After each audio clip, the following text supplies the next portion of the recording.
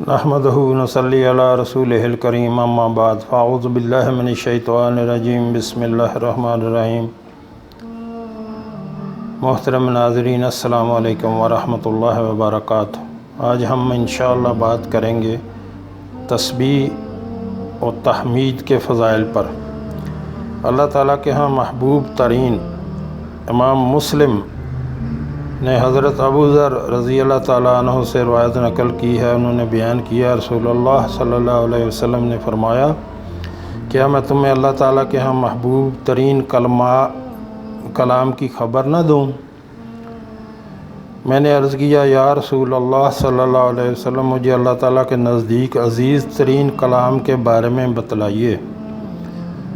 حضرت صلی اللہ علیہ وسلم نے فرمایا، بلا شبہ اللہ تعالیٰ کے نزدیک سب سے پیارا کلام سبحان اللہ و بحمدہ ہے۔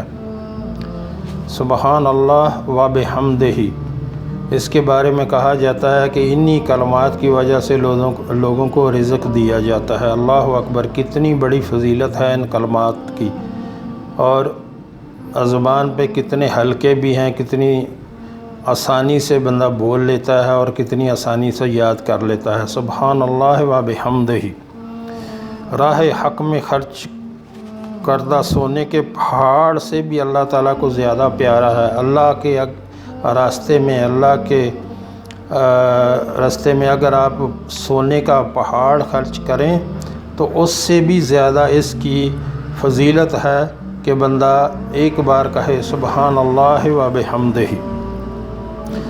امام فریابی اور امام طبرانی نے حضرت ابو امامہ رضی اللہ تعالیٰ عنہ سے روایت نقل کی ہے کہ انہوں نے بیان کیا، رسول اللہ صلی اللہ علیہ وسلم نے فرمایا، جس شخص پر قیام اللیل یعنی نماز تہجد باری ہو اور وہ مال خرچ کرنے میں بھی بخل کا شکار ہو یا دشمن سے جہاد کرنے میں بزدل ہو تو سبحان اللہ و بحمدہ کہے۔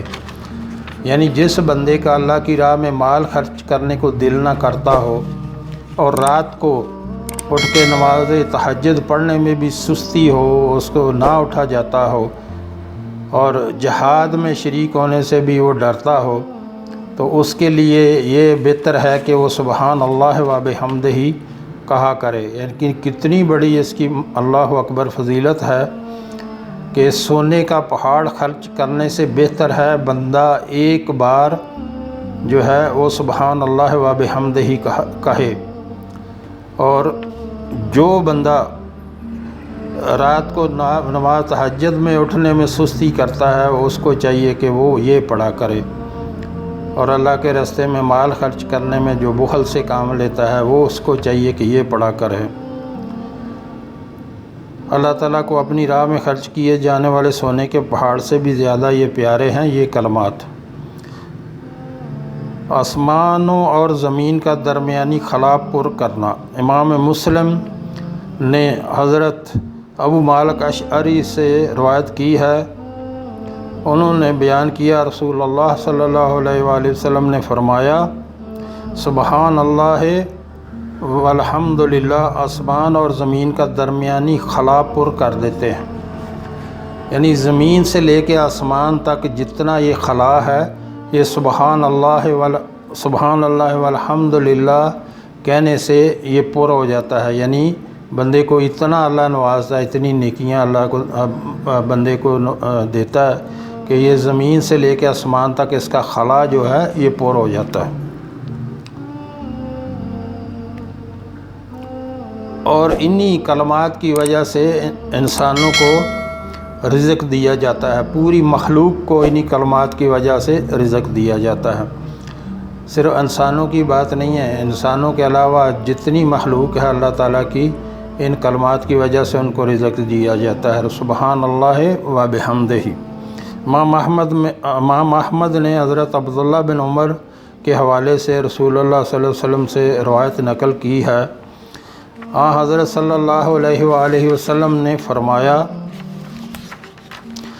بلا شبہ جب نوح علیہ السلام کے انتقال کا وقت آیا تو انہوں نے اپنے بیٹے سے فرمایا، یقیناً میں تمہیں وصیت کرنے لگا ہوں، میں تمہیں 2 باتوں کا حکم دیتا ہوں اور 2 باتوں سے منع کرتا ہوں۔ میں تمہیں لا الہ الا اللہ کا حکم دیتا ہوں، کیونکہ اگر ساتوں آسمان اور ساتوں زمین ایک پلڑے میں رکھ دیے جائیں اور جو ان میں موجود ہے، ایک جگہ پہ آتا ہے کہ ساتوں آسمان ساتوں زمین، اللہ کا عرش اور پوری دنیا، اور دنیا میں جو کچھ موجود ہے، پوری دنیا میں جو کچھ موجود ہے سب ایک پلڑے میں رکھ دیا جائے تو دوسری طرف پلڑے میں لا الہ الا اللہ لکھ کے رکھ دیا جائے تو اس کا وزن زیادہ ہے۔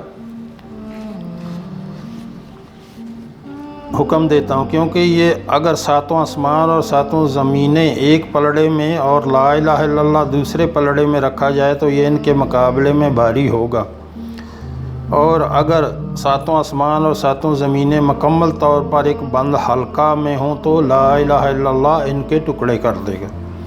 اور میں تمہیں سبحان اللہ و بحمدہ ہی کا حکم دیتا ہوں، یعنی نوح علیہ السلام نے بھی اپنے بیٹے کو جب نصیحت کی تو ان کو یہ فرمایا کہ سبحان اللہ و بحمدہ ہی پڑھا کرو، کیونکہ یہ کلمات ہر چیز کی نماز ہیں اور انہی کے ساتھ مخلوق کو رزق دیا جاتا ہے۔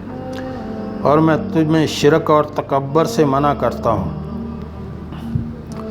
امام بخاری اور امام مسلم نے حضرت ابو ہریرہ رضی اللہ تعالیٰ عنہ سے روایت نقل کی ہے کہ یقیناً رسول اللہ صلی اللہ علیہ وآلہ وسلم نے فرمایا، جس شخص نے ایک دن میں 100 مرتبہ سبحان اللہ و بحمدہ ہی کہا، اس کی خطائیں معاف کر دی جاتی ہیں اگرچہ وہ سمندر کے جاگ کے برابر ہوں۔ اللہ اکبر! کتنی بڑی فضیلت ہے اور کتنا ہلکا کلمہ ہے اب زبان پہ۔ سبحان اللہ و بحمدہ ہی، سبحان اللہ و بحمدہ ہی کہنے میں میرا خیال میں 100 بار کہنے میں 5 منٹ بھی نہیں لگیں گے۔ تو آپ ان کو اپنے اذکار میں جو ہے وہ اذکار کے معمول جو ہیں ان میں ان کو شامل کریں اور روزانہ کم از کم 100 بار جو ہے وہ سبحان اللہ و بحمدہ ہی جو ہے وہ پڑھا کریں۔ یہ اللہ کے بڑے محبوب ترین کلمات ہیں، اور جیسے کہ ابھی آپ نے سنا کہ ان کی وجہ سے لوگوں کو رزق دیا جاتا ہے، پوری مخلوق کو رزق دیا جاتا ہے، تو اس کا مطلب یہ ہوا کہ اگر آپ کو رزق کی تنگی ہے، مالی پرابلم ہے، تو انشاءاللہ اللہ وہ بھی دور کر دے گا۔ کم از کم روزانہ 100 بار جو ہے اس کو اپنے اذکار میں شامل کریں اور روزانہ 100 بار جو ہے اس کو پڑھا کریں، پھر دیکھیں انشاءاللہ اللہ آپ پر کیسے اپنی رحمتوں کی بارش کرتا ہے۔ جو ہم نے پڑھا، جو ہم نے سنا، اللہ ہمیں اس پر عمل کی توفیق عطا فرمائے۔ وآخر دعوانا الحمد للہ رب العالمین۔